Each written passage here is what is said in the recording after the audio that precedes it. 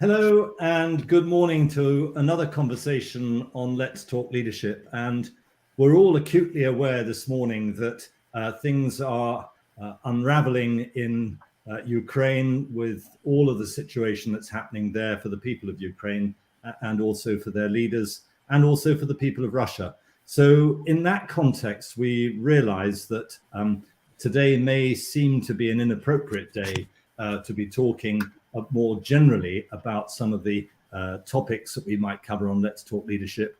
But at the same time, we do think it's important to continue our conversations. So joining us today, we've got Patrick Sweet, who's the co-director of the Geneva Center for Security Policy. He's actually based in Sweden, but the GCSP is actually in Geneva, where it's located and headquartered. And he'll say a little bit more about that in a moment. Tim and Brit and Ian are joining us, regulars on these conversations on a Friday morning. And if you are able to watch, do please join in, ask questions. We'll do our best to answer them. But I'm going to hand over to Patrick to explain really what we're going to be talking about. But we're going to broadly look at how triple loop learning, some of us may know a lot about that, some may not, sort of translates into leadership and leadership practice. So Patrick, it's super to see you this morning. Thanks for joining us. And can I just hand over to you to kick this all off, please? Yeah, it's nice to be here. Thank you. And I do have to make just one slight correction, is that I'm the co-director of the Geneva Leadership Alliance. Apologies. Yeah, it's okay. And that alliance is between the Geneva Center for Security Policy and the Center for Creative Leadership. So I'm not the co-director of the GCSP, I'm co-director for the alliance between us. And yeah, when you and I started talking about this some time ago, Matthew, about, what is triple loop learning and what does that have to do with triple loop leadership? I said, it's kind of raw, it's not well thought out. And I wanted to sort of test the waters. And then reality hits in here with what's happening in Europe. And, we sort of have to acknowledge that. And one of the challenges here is that when I describe the leadership context from the Geneva Center for Security Policy, leading security, leading humanitarian efforts, and as we've all experienced with the recent COVID, is that we're leading on frontiers. We're leading into spaces that we don't know. And we're more like artists at that point. We have to feel and probe our way forward. And these are words I'm using from Marshall McLuhan. And so if we're leading on frontiers more and more and more, I've seen that happen in my clients for quite some time, about they're leading in spaces that they don't know either. And all of a sudden, it's hitting me, because I work for CCL as well, that part of what leading is about, even in the worst of circumstances, is about leading learning. It's like, how can we collectively learn together? Because, the first loop of learning is you learn the rules, right? And you say, this is how I perform. It's the thermostat model of, it's cold, you turn it up until it's the right temperature. And you know how to do that. And the second loop is, about, well, maybe we need a different thermostat. Maybe thermostats aren't the way to regulate what we need to regulate. Maybe it's from the outside. Maybe there's climate, for example, that's actually, we're just trying to keep up. And that's kind of like the second one. The second loop they call in learning, the double loop. The triple loop in learning is, how do I learn to learn? No more difficult than that. How is it that I learned to ask the question about whether or not the thermostat is the thing we want to watch, right? Maybe it's the climate. Maybe, how do I ask different questions? And the parallel that I see here, and I think it's part of history, because we're seeing in Europe right now, this thermostatic regulation. We're leading by reward and sanction. We're not leading by collectively learning together about what's going on. We're leading with sanctions and rewards. We're leading with threats and punishments. We're trying to lead as though it was a thermostat. And when we're on the frontiers of leading, that doesn't work. When we're on the frontiers of experience, that doesn't work because we don't have a repertoire. One of the things about system thinking is that it's about system problems. We're not leading problems. Peace is not a problem. Peace is a set of tensions. It's a set of tensions that always have to be led. It's not a problem to solve. It's something that always comes around. So this is what I see in our clients. And I'll give you a very specific example. And then I want to come back and ask people to ask me to articulate because I don't have it well articulated. I had a client who said, hey, our problem is we're not agile. We want to be more agile. And we said, okay, in what areas? And they had some ideas about how that was to be. They wanted to be agile. Now, to me, agile is sort of like second loop learning, right? It's like I'm not just, I want to question the rules maybe a little bit. But when we went in and talked and did our focus groups and things, we found out that the people there were very agile. I had people tell me, you wouldn't believe the workarounds, Patrick. Now, this is a large organization heavily involved in fighting epidemics, all right? So it was very timely. And you would not believe the agility of these individuals. Their double loop learning was incredible, but they weren't learning across the system, right? And it was the system that was created, and I don't want to even like the word system. They weren't learning across the community. And the community had its barriers. And so what I was helping them try to do was learn about these barriers across the system and help people who solve problems here help others who are going to face them solve them there faster, i.e. accelerate the learning cycle. Now I realize I'm talking a long time now. So I wanted to anchor it in the idea that what this particular client needed was an acceleration of a learning cycle, and that wasn't at the individual level. They were really good. It was at a collective level, and they didn't know how to do that. And so we had to look at, well, how can we accelerate the learning across the community? How do we lead learning across the community? And that's not a new, I mean, we talk about organizational learning, but what part is new is that it's really on the frontier, and it's not about learning in a thermostatic way. It's about learning in a frontier way. It's about learning about what we don't know. How do we acknowledge that we don't know what we don't know and learn from that? Yeah. So, there are all kinds of practices to try to bring this into place. But when I look outside and I look at Europe and I say, the United States and Russia and Europe and Ukraine, we're all sort of running this like a thermostat. We're at the lowest level of learning right now. We're at the first loop. And I don't know how to get us to the second loop. And before this even happened, I don't even know how to articulate beyond saying, I think leading is as much now about leading learning as it ever was. We say leading for what? Okay, if we know what our mission is, we also have to lead how to learn about that. So what can I clarify? I mean, this is kind of my frontier. This is kind of my raw spot. So throw some questions at me if you have some, please. Well, Patrick, let me start. And I'm actually going to reflect on something you've just said. I've just finished reading the book, The Vaxxers, which is written by the two leaders of the Oxford AstraZeneca vaccine development. And it's a personal story from two of them writing alternative chapters about the way they approached it. And listening to what you've just described, the whole book is actually, I think, about learning to lead to learn, because what the book tells you is that in order to move at speed, it wasn't the technical knowledge that needed to be adapted. Only. But although, to be fair, the technical knowledge was there. They'd known for a long time through Ebola and through SARS and through various other developments of vaccines what could be done, but it had never been done across a whole range of different disciplines. So every time they tried to do something, they suddenly realized they needed enormous funding, or they needed people who could manufacture at vaster scales than any of the research laboratories or the labs at Oxford could do. they needed to build teams very quickly, right across the different aspects, distribution, manufacturing, radical development, parallel working, and a whole range of stuff. And listening to what you said, it struck me that actually the impetus was, we've got to do something very quickly.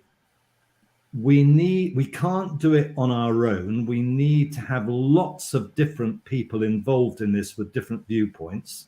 And we need someone or somebody to be sort of looking out all the time for what you call those boundaries, those frontiers. And as soon as they pop up, trying to build a bridge across them, or trying to see how they could connect into what we're already doing. So I would recommend reading the book just for the sheer brilliance of the interconnectivity that was created by these two women at the core of it. I'm trying to remember their names, but Professor Susan someone, the other one's called Carol. But absolutely core was this frontier management and creation and bridging all of the time, which made them able to do something that would have taken normally 10 years to do it in under 12 months. Yeah, I mean, there is the process there. Well, how does that emerge, and when does it come out, and what does it look like? Because they didn't, with all due respect, they didn't know what they were doing because they hadn't done it that fast before. Yeah, they literally were at their own frontier at that moment. In other words, they knew, as you're saying, they had many technical solutions to many technical problems, but the frontier was not just a technical issue. No, absolutely. And so they needed to organize and self-organize and bring people together in probably a very expertise and egalitarian way. In other words, there was no expert that was going to lead it all and make it work, because it wasn't going to happen. Yeah. And yet you needed the experts, right? And so there is one of those tensions that we can talk about. But it's a really good example. I'm not surprised it comes from the vaccine and pandemic side, because we have been forced to do that. It has been a frontier for all of us. And one of the things that has come to me in these last few weeks in reflection is that we kind of talk about these three loops. We talk about one is sort of learning the rules. And if we put those in a Maslow or some other hierarchy, we can talk about survival, and we can talk, there's a chain here. And the thing that hits me is right now we're talking about resilience. And to me, resilience is the second loop. We're still being agile. We're not adapting, right? Yeah. We're being resilient to what's happening to us, but we're not necessarily leading what is happening. And so my question for us is, what if it's not resilience? And I don't want to overuse the word adaptation, but if it's survival, resiliency, what is collective learning? What do we call collective learning? What do we call leading that?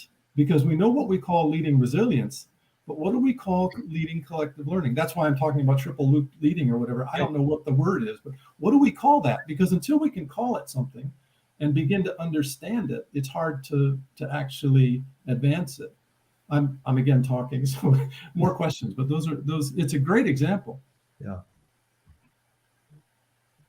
Go on, then. One or two of the others. So I'm thinking a little bit about a couple of things, because I think what you need really is an example as well. If you're working with a client and they realize something, we need to be agile at a more systems level. People always want an example. So thank you, Matthew, for jumping in that. I'm going to order that book, jumping in on that, because that actually sounds really, really interesting and really current, which is important as well. I'm also thinking a little bit, perhaps it's more double loop learning, about Amy Edmondson's work on teaming, which of course teaming means people being thrown together under great time pressure. The old thing of sort of storming to form, not forming to not forming first, so to speak. Mm-hmm. And I'm also wondering if we've got some other examples of perhaps where the double becomes triple loop learning. Because I think that's always what we need. We always need an anchor somewhere to say, that's the kind of thing we mean. That's more double, which is good. We need to kind of change gear up to thirds to solve the kind of problems that we're facing. And I'm not only talking about the current crisis in Central Eastern Europe, I'm just talking generally as well. And I was also reading a book recently, which has got a slight nostalgic touch to it, which is about the Apollo missions of the Apollo program, of course, of the 60s and early 70s, which of course is a time where a computer occupied a whole room and that kind of thing. But that actually means the sort of clunky technology side to it actually means the human stuff there is really, really interesting. About how they avoided groupthink, about how things like Velcro was developed specifically, for things floating around in space and things like that. And I'm just trying to think there if there's any real triple loop learning in there, or if it's real double loop. I mean, everyone knows the movie Apollo 13, where we see a lot of, creativity under great time pressure. So I'm always interested in kind of some examples to drop some anchors and inspire our clients, our partners, whoever we're working with, to actually come up with something similar themselves. So if I were to take the Apollo example and try to put it into leading, the question of the triple loop, might be, why are we going to Apollo? Why are we going to the moon? Right. In other words, it's like, okay, what is it that we're really trying to do here collectively? Because getting there to me is a double loop challenge. Yeah, we're gonna figure out how to get there. We're gonna improvise when the oxygen goes out. We're gonna use the landing module to as a life raft. Those are all improvisations. But I like the idea of the example. So why are we going to the moon? The example of my client was, we need to do more with more because we're behind. And we need to do more with more because we're behind. And another example was, if you look at Apollo and you think about what happened to the missions afterwards, there's a question about if we did the right thing with the missions, right? Is that stimulating anything for you or not? In other words, I'm trying to take it to that next, and I don't know what that next level is, but I'm trying to do what you're saying. Give an example of that. Because if I look at Ukraine and say, we're doing this again. This is not different. We've been here before. And we're having this moon mission right now, or we're having a missile crisis. And the question is, how do we get out of that? How do we break those loops by a different? Well, something it's just regarding Apollo. We're a little bit in the history track, but I think it's always interesting. I know that there were some papers released 50 years after Kennedy's speech in 1961, which was talking about putting a man on the moon by the end of the decade, which showed a dispute between, let's say, the military and Kennedy himself. The military wanted the goal to be supremacy in space, which meant supremacy over the Soviet Union, of course. Kennedy didn't want that. He wanted a clearer vision that could be articulated more by the general population as well. So a deliverable vision. What does supremacy mean?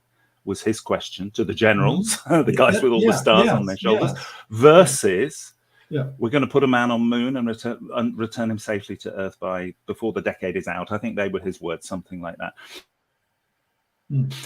And that's actually just an interesting thing as well. And I've been looking at this book recently, and there are a number of things in there that I was just reminded of in your opening there, Patrick. So again, I'm leaving it a little bit open. The ping pong, the ball is ping ponging round. But I think taking some examples make it much easier to anchor these thoughts. Yeah, I see Ian and Matthew both thinking and writing. I'm curious, and you too, Brit. Let's hear what's happening. The thought that I had when you spoke about breaking the loop, and when you say things along the lines of "we're here again," and this is unfortunately harking back again to the crisis in Europe at the moment, is the song that was released by Sting in 1985. Well over 3 decades ago, and it was entitled Russians, and he ended with something like, we share the same biology regardless of ideology, but what might save us, me and you, is if the Russians love their children too. And it's, I mean, if you pull up the lyrics and you just, you know, replace the historical names by modern names, we're exactly in the same spot. So I think that if you want to look at the third loop, you cannot do so without really questioning what got us into where we are at the moment, whether that's in armed combat or in an organization systems view. We may need to unlearn a lot of things before we can go into triple loop learning, because I think we also fall victim to the idea that we are right because we know what best practice is. We know how to fire a gun or man an aircraft or whatever, but we don't stop to think, well, is this what we should be doing? And what are our own instincts and our own ambitions and our own aggression? We're just such an aggressive species. And so maybe triple loop has a lot to do with stepping back and the topics that we've talked about before, like empathy and, you know, I don't want my son to kill another mother's son. What do we need to do to stop that instead of getting bigger planes and more people at the border? It's a completely different ballgame. And this is exactly the bridge, because we're talking about the triple loop learning, but we're talking about how do we get there? That's why I call it the triple loop of leading. Is like, how do we get there? Is that, you know, we know we kind of even get the loops of the learning piece. And I can even ask the question, like, why are we going to the moon, or why are we, but, you know, how do we collectively lead this? And that's why I see it as a leadership challenge. Matthew, Well, but you know, that's the big question is, will we ever be able to do so? Sorry to sound a little bit negative, but if we still haven't learned in the grander scheme, what will it take other than war and climate change and a pandemic to make us see that something is not working and it's us? I don't know. I was just while both of you were speaking,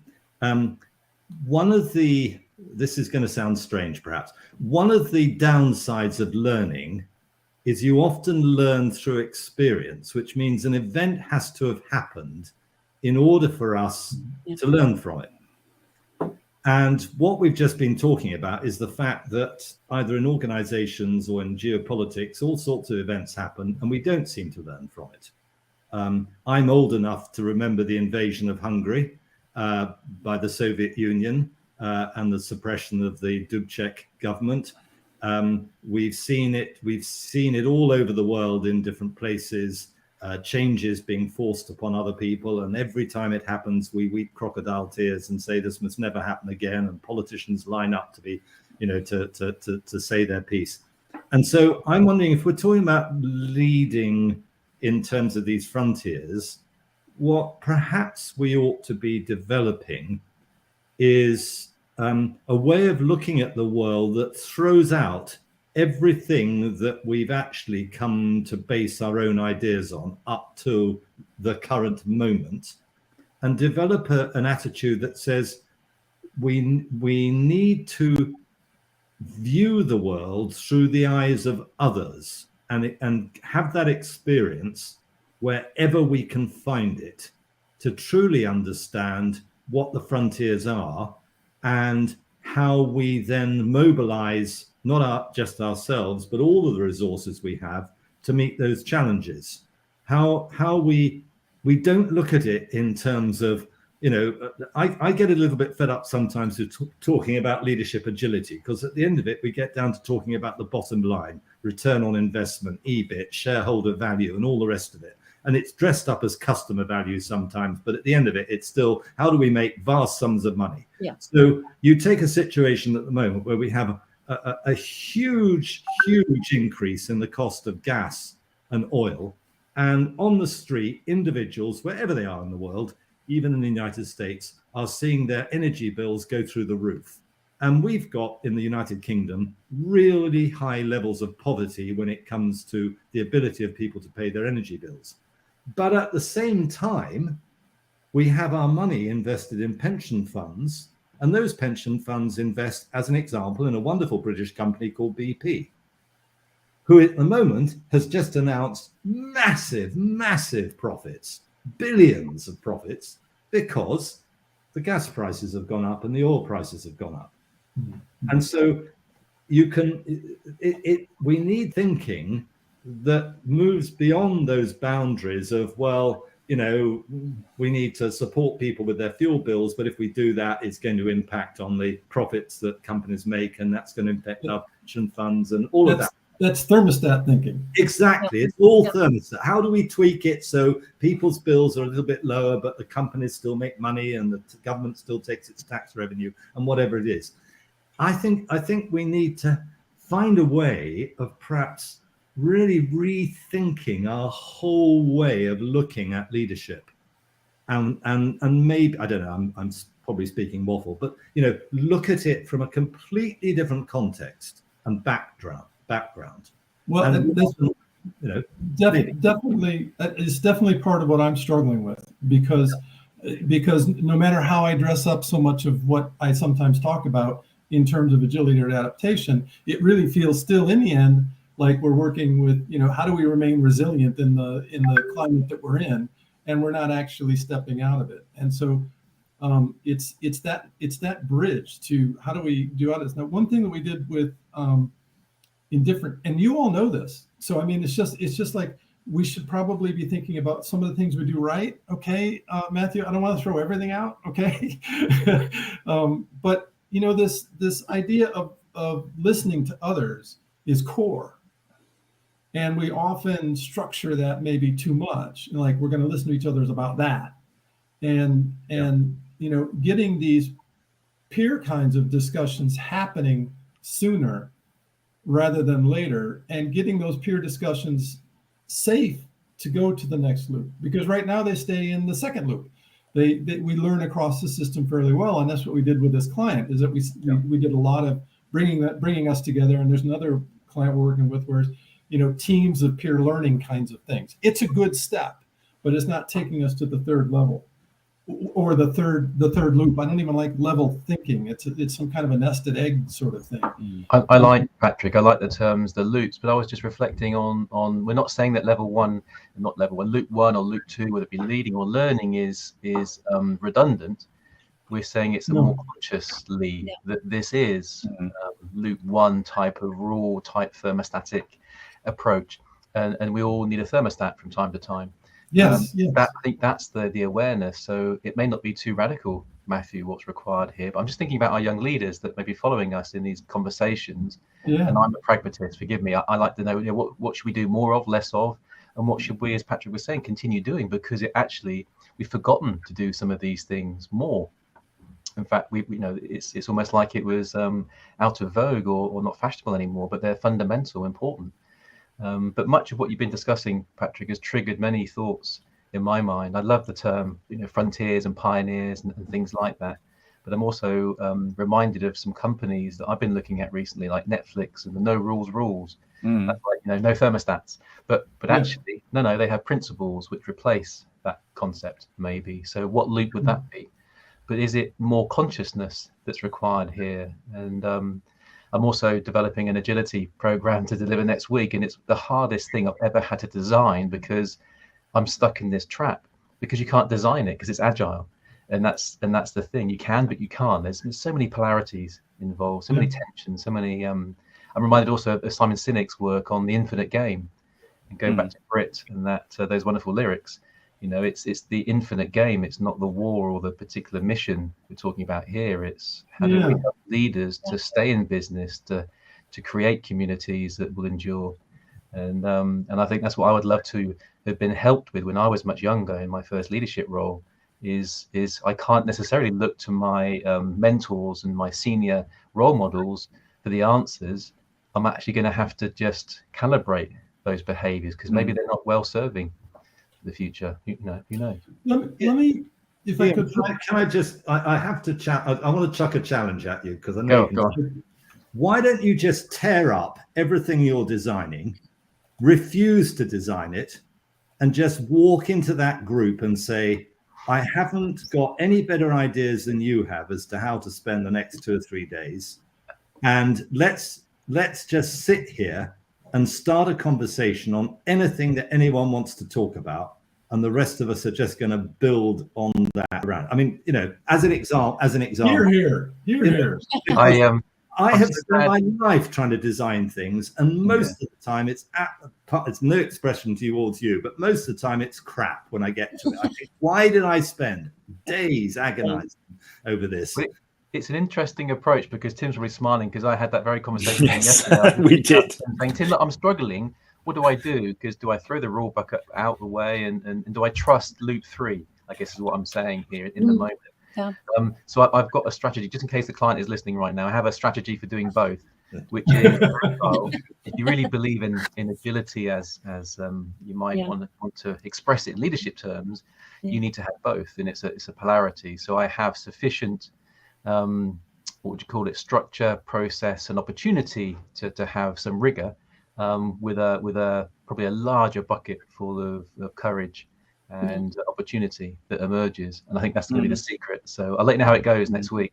But I think that's the challenge that we're talking about here. And it's not all those tried and trusted techniques that you can just, like a cookie cutter approach to things, that you can just say, this is going to work in this situation now. And you're going to have to make mistakes. You're going to have to learn, as Matthew was saying, you know, and unfortunately, in the context of what's going on in Europe right now, the cost of that learning is going to be huge.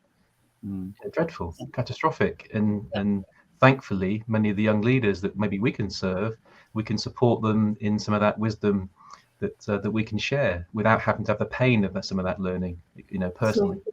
So, I want to throw something out here in terms of, if it's okay, challenging us. In other words, if we see these loops as being whatever they are, but the first one sort of being the survival one, the next one being the resilience one. We're talking about resilience, leading resiliency. And then my particular bend on that one is we need it collectively. It's not only me. I'm here with you. We need to be resilient together.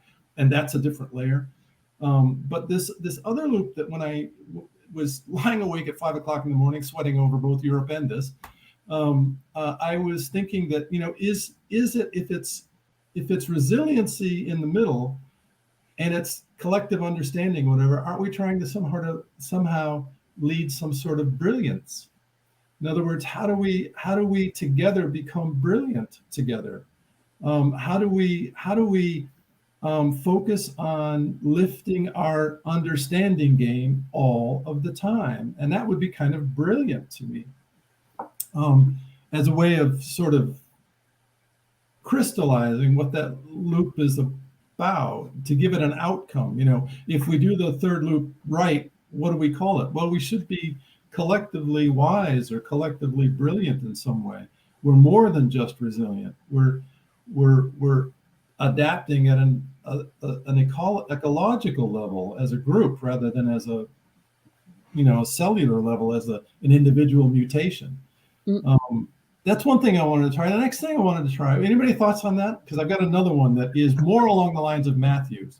My only thought there, Patrick and everyone, is I can't really imagine many politicians, elected or dictators, who would talk like that. And that is actually a fairly major issue as well. I mean, we're talking about developing business leaders, perhaps people in non-profits, developing their systems that they operate in. But what have we got at the top of the tree? Yeah. Well, I can't really imagine much there. Well, I was thinking in terms of the young people who are out there right now, and it's giving them a different focus. You know, I mean, instead of the bottom line, it's like, you know, how do we become brilliant together?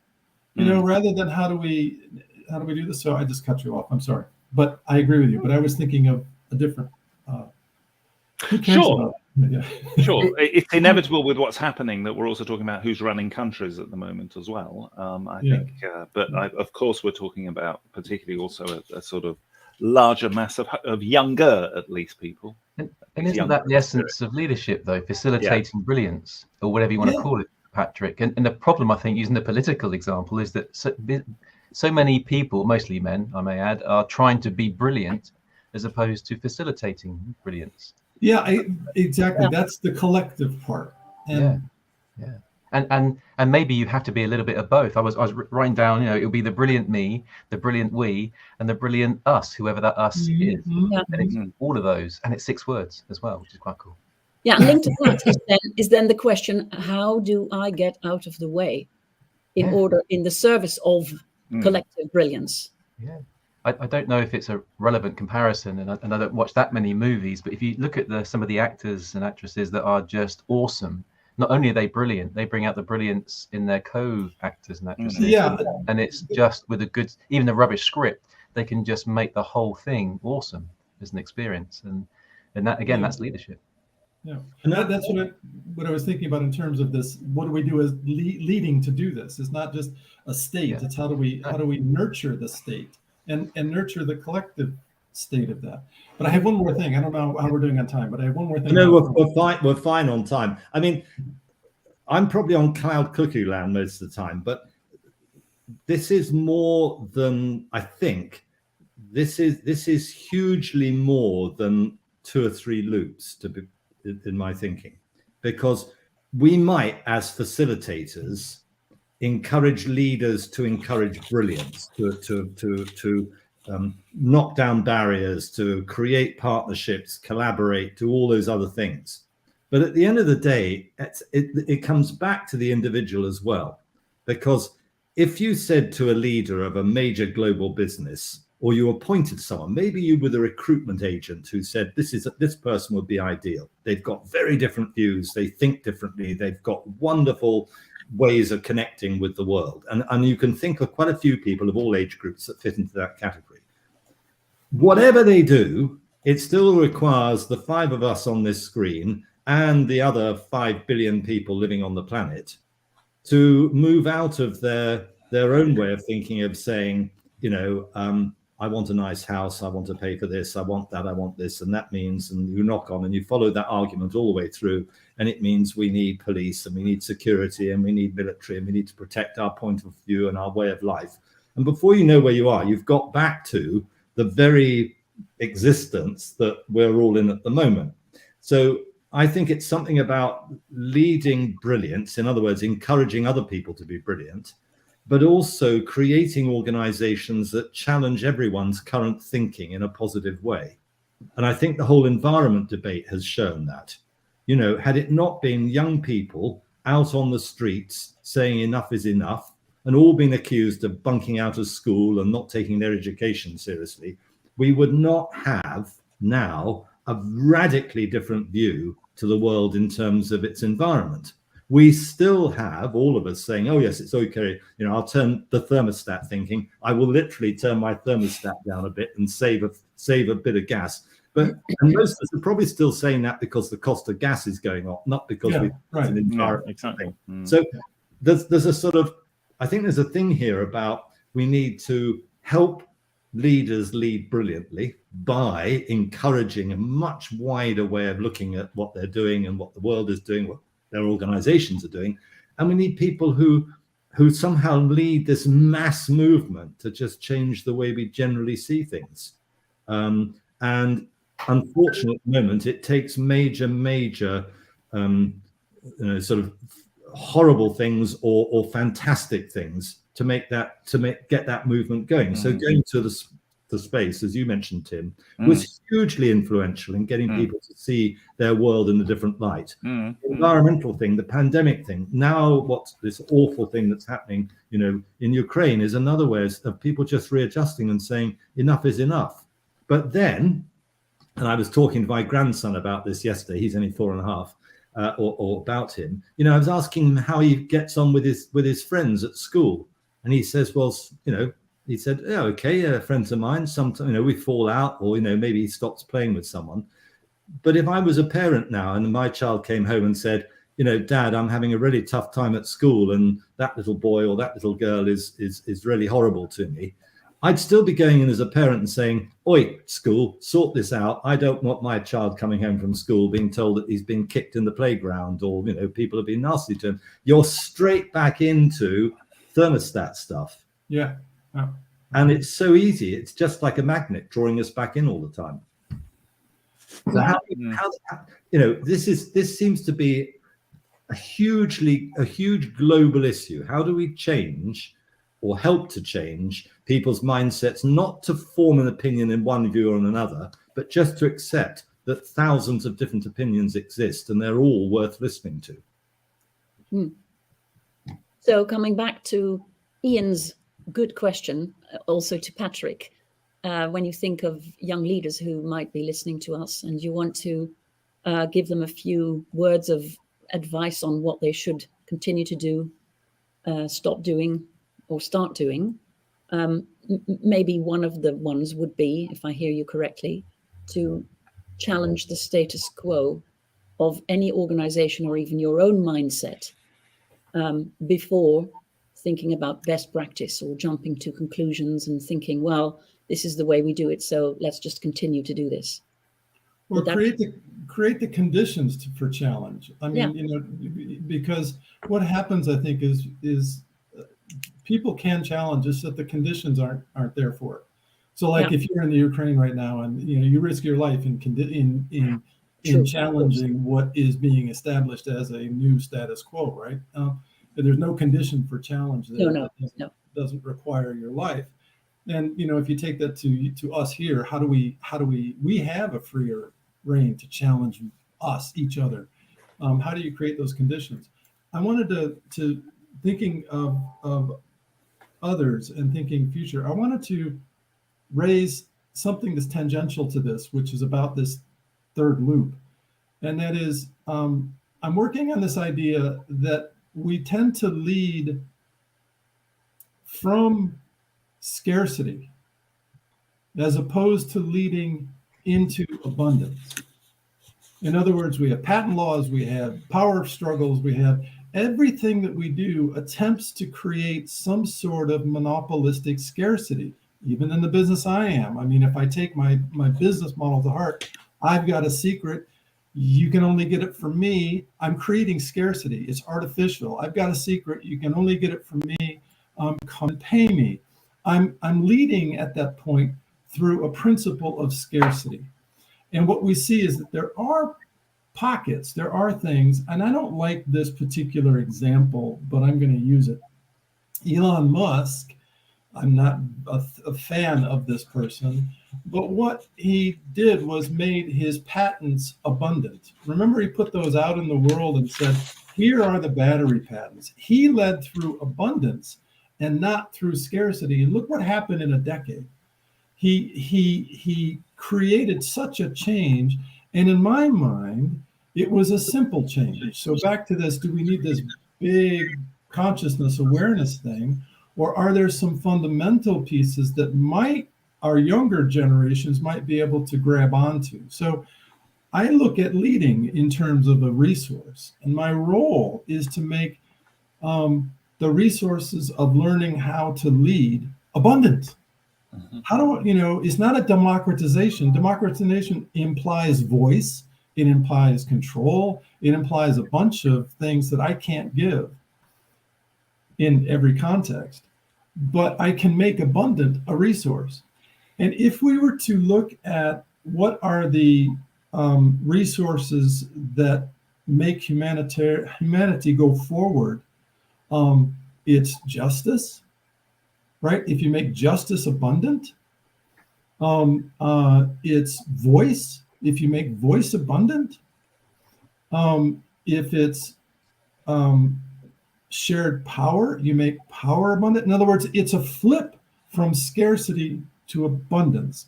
And I'm working this in terms of what if we always thought in our organizations, what do I see out in the world that's scarce and how do I make it as abundant as possible? Yeah. I'm not the first one to say this, so I'm borrowing from others. I mean, those who have studied marketing know that the very, very roots, way back in the distribution marketing history, was about how do you distribute the resources of society to everybody. And then we had marketers get involved, and they said, how do we do that for profit? But this idea of how do we lead through abundance? What do you think about that? Instead of leading with scarcity.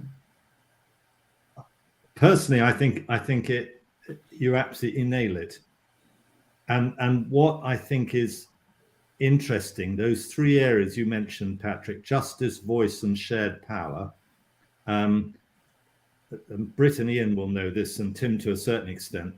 We're probably at the point of coaching about 25 young leaders around the world, all of whom work in some form of way to improve the societies in which they live and work.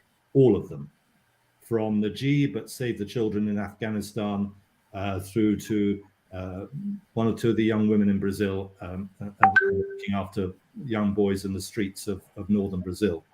And all of them, and when you talk to them, give you a sense that their view, their way of looking at the world is about justice, voice, and shared power, and is very, very different to what you hear, certainly my generation, talking about, however way they dress it up, however nice words they use.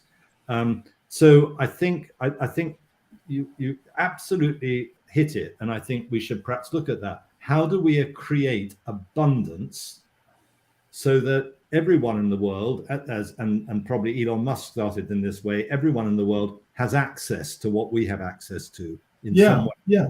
I mean, Sir Tim Berners-Lee, purposefully made the World Wide Web free, to everyone. And look what we're doing. Look what happened. Everyone, we've been, if you could almost say the World Wide Web has had as much to do with saving the world from pandemics as the vaccines have in many ways, in maintaining people's health and well-being. So I think you've hit it, Patrick, to be honest. I think we should be looking at how do we encourage leaders to and organizations, wherever they are, however big or small, to create abundance of good things.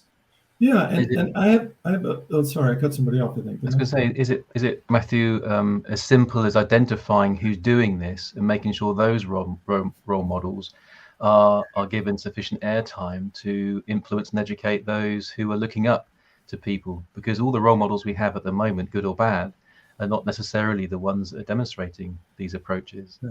When you talk about scarcity, and I fully agree, Patrick, abundance is a much healthier way to look at the world and look at life and look beyond all of our lives collectively. It's a technique to actually use power and influence over other people. That's what it does very successfully. It's even in the Psychology of Influence, a book I just grabbed off my bookshelf. It's something we would teach people, and it's what we should be teaching the opposite of those things. So our educational practices, our educational systems are probably somewhat inappropriate for that way of being in the future. Yeah, it was hitting the economist in me that this abundance, supply, demand, abundance, scarcity, is that most of, and I don't mean to, it doesn't have to be this way, but apparently it is. Most of capitalist organization is about creating artificial scarcity. Yeah. And we hide our business deal, we hide our business secrets, we exert force to create monopolistic or oligarchistic powers. It's a principle of artificial scarcity, and so I'm glad to hear that you like that, because to me it's gelling. It's something falling in. It's like, why can't we make some of these fundamental needs? I named 3 of them, but there's food, there's water, there's security, let's take security just as one. Why can't we make security abundant? Well, what does that look like? Well, what if we're organizations and we can put people in rocket ships, right? The age-old example. If we can do that, why can't we ask ourselves, how is it that we make scarcity the issue? That's the thing. I mean, not scarcity. How do we make security, which is scarce, abundant? How do we do that? What is my organization doing to help that, if that's what it's about?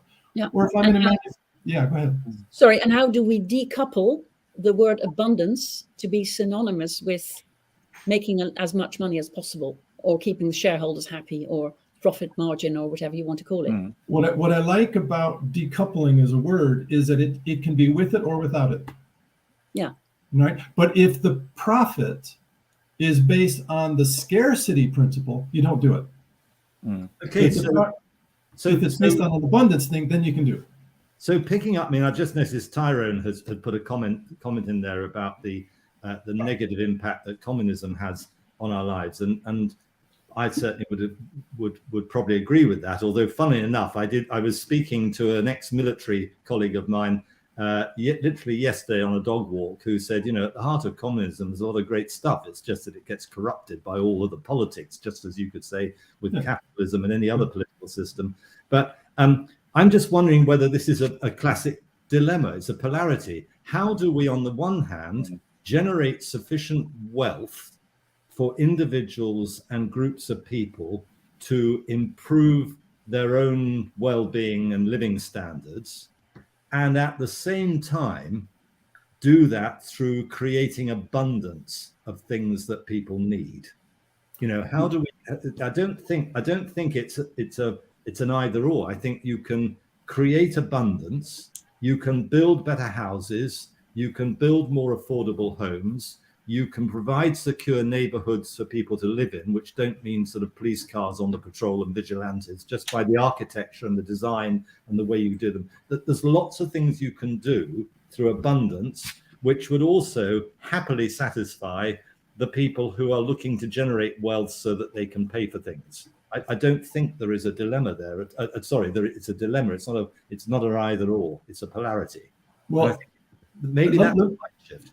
Let me add I think you're right, and let me add a layer to it that made me think about this. Is that you know, in a wealth building society based on delivering stuff, right? What you want is a need that is never saturated, right? A need that can never ever be saturated. So you know, can we ever have too much of these other things? Can we ever have too much justice? To me, it's like, no, there's always a new level. Yeah. We're so far away that if, you know, I'm sorry, I'm doing an economist kind of thing on this, but if we have a core set of human needs that we focus on making the meeting of those needs abundant, if they're core needs, they will never be saturated. And so we will forever be able to continually innovate and become more effective and become more effective in meeting those needs. And we just haven't put it in front of us. What we put in front of us is how do we create the scarcity so people come to us? And okay, so go on, Ian. Question then to all of us. Let's just be real for a second in terms of young leaders. If we were starting out as a young leader, let's just say we've taken our first leadership position, we've got a team, I don't know, 10 or 12 people. How could we begin to create an environment where some of this would start to emerge? What could we do? Or what should we not do? It can be start, stop. But what could we do as young leaders to start to be this way, to live this way, to lead this way? Okay, here's one to answer it. Look for the frontiers that give you an opportunity to create abundance. Oh, yes. And move into that area. So if it creates abundance of talent, if it creates an abundance of new ideas and innovative thinking, if it creates an abundance of well-being in your community, you know, look for the frontiers in your organization, perhaps that inhibit at the moment the creation of abundance, or perhaps more positively, help you to create abundance of all the things that are good in society. And be able to challenge, have the conditions, create the conditions to challenge when you're creating artificial scarcity around those, when your business model is about scarcity around that. Now, this is really to the core. I mean, what does that do for IP, intellectual property, right? We believe for whatever reasons that if we invent something, it's ours, we should protect it, it becomes ours. It's built on a real scarcity model.